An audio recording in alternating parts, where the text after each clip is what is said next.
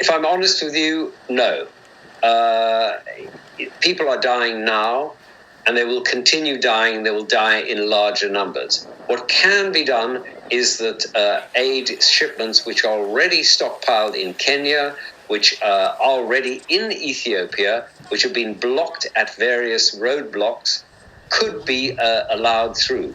That would make a huge difference, and that would really allow sections of the country of the region of Tigray to receive aid for the first time. That would be an enormous advance. But really, you need the ports of Eritrea, which are on the Red Sea, to be opened so that convoys from the World Food Programme and other United Nations agencies can flow up from the ports down to Tigray from the north. So you need to, in a sense, come at it from both sides, from both north and south, and a road should be open to Sudan as it was in the 84-85 famine. In that famine, 400 to 500,000 people died. We just cannot allow that to happen again. There've been warnings from people like the Famine Early Warning System, by the United Nations, by the World Food Programme, by all sorts of people for months now that the area is on the edge of starvation.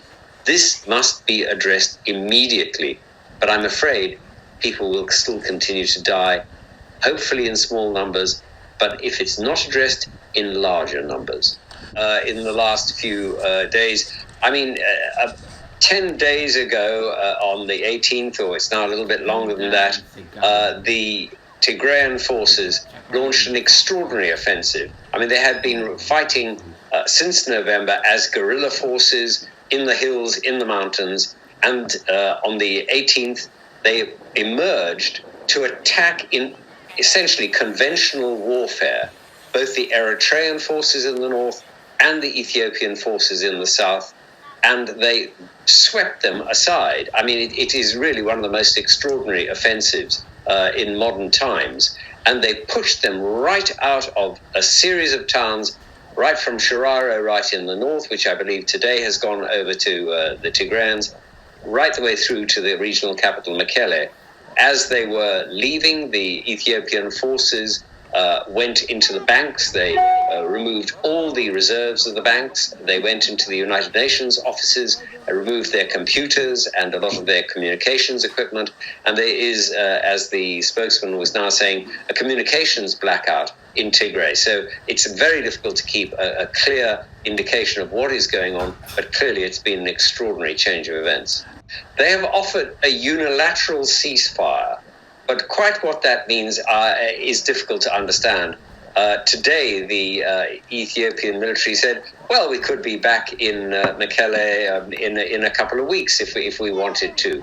So it doesn't seem to be a very, shall we say, deep offer.